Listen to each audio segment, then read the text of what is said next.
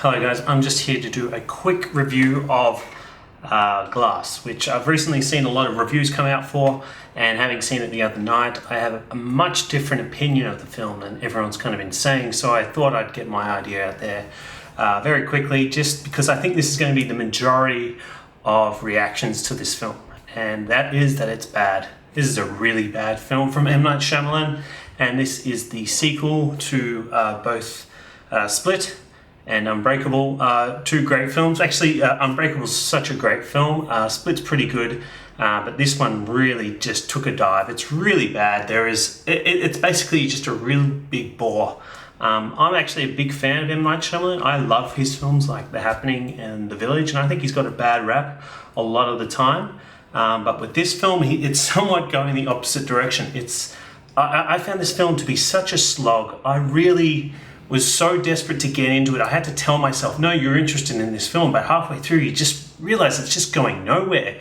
The main premise of it is that there are these superhero characters, these three of them, that have these abilities, and they eventually get caught and put in a mental institution, and the the psychiatrist played by Sarah Paulson supposedly is convincing him that they're not that super after all. That's the main premise, and it doesn't make any sense, because we've seen in these other films that these people are extraordinary. So it's trying to go back on the premises that made the other films so good. The Unbreakable and Split was all about how we are better than what we are, how there are these amazing things that can happen, amazing people, which is a great premise to get behind. And this one tries to squash it. It just doesn't make any sense. And I knew from the outset that this is not going to pay off in the end. So why is it the main setup of this film? And you're just not invested. Not only does that just a silly premise to kind of hold the film on, none of the characters grow, develop. You hardly see Mr. Glass. You hardly see Bruce Willis's character, David Dunn. The most you get out of them is a couple of different looks. These three personalities hardly really interact with each other verbally. I'm really perplexed at why people are celebrating this as a great film, because it's really a large slog. I think the start of it I was kind of interested in. I liked that kind of comic book opening.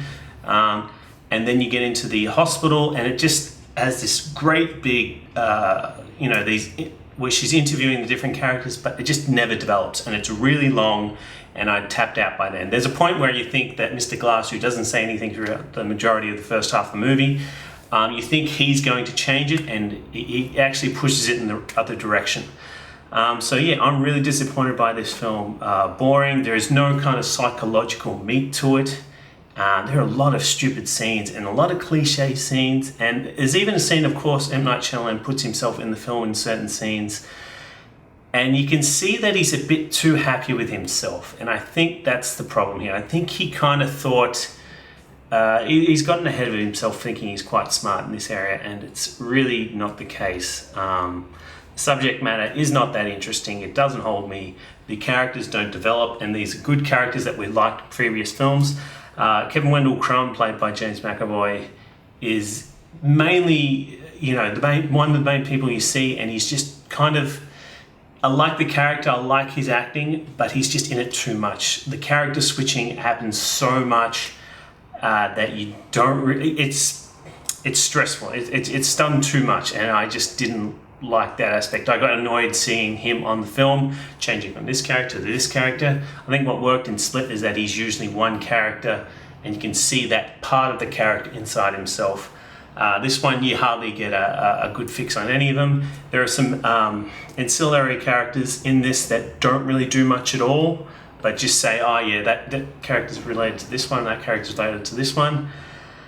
Yeah, a lot of problems. I would say, and this is how bad I think it is. I think it is kind of on a student level filmmaking base. We had a Q&A beforehand with the director where he mentioned that he doesn't have the budget of an Aquaman or any of these other big superhero films, so he's somewhat limited, and you can really see this on screen.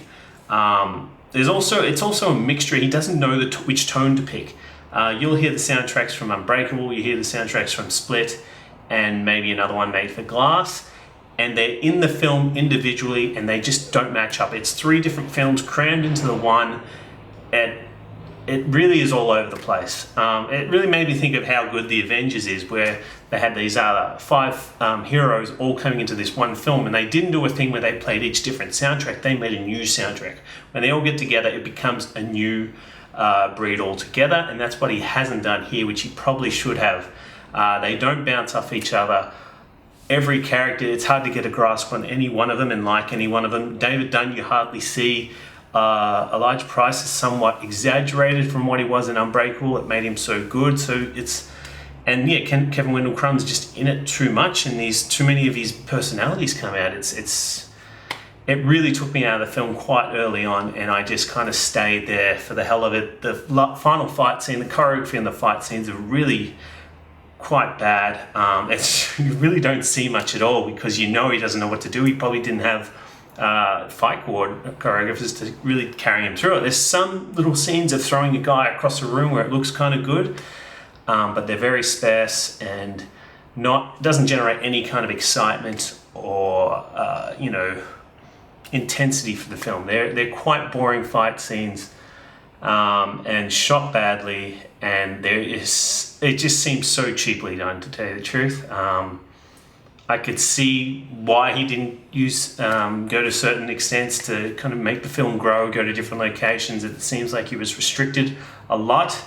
But even so, my main problem is with the story writing, and that the premise itself just isn't interesting enough, especially with these 3 characters that could be used so much better in another premise. But this one, to analyze them like this, and then there's a twist at the very end, which makes it even more stupid. I really... It's a head scratcher, this one. So I think the majority of people are going to go into this thinking they're going to see these characters again. You're going to see them bounce off one another into this big fight. You're not going to get any of that. You're going to get quite a tedious look at these characters, which will analyze them somewhat superficially, but it's such a step down from a film like Unbreakable, which really took the comic book genre, which really analyzed it and analyzed this in reality and made it really work. This falls on its face. So I wouldn't recommend going and seeing this film. I think you'll really find yourself quite bored and disappointed with it. It's M. Night Shyamalan's worst film, but for some reason I do want it to do well, because I really like him as a filmmaker. I think he's done some really good films, and he deserves to have a big hitter on his hands. Just if you're expecting a really good movie, no, this is almost on the Last Jedi bad. Like, I really walked out of it going, oh, that's a real stinker. So yeah, bad film.